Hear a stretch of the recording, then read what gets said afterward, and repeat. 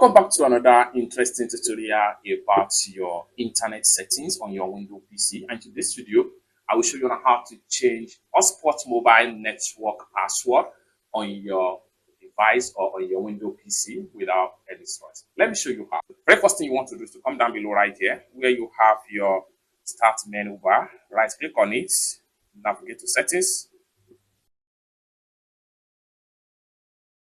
So here you go. Next thing you want to do is to go ahead and make sure you navigate to network and internet. Click on that.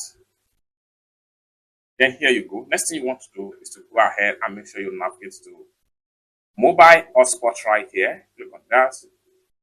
Now you are here. First thing first, you make sure you enable mobile hotspot.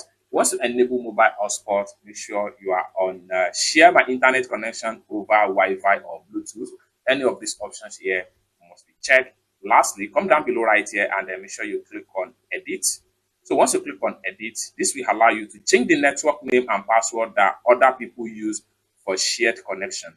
So you can go ahead and change your name right here, come to password right here and hit on save.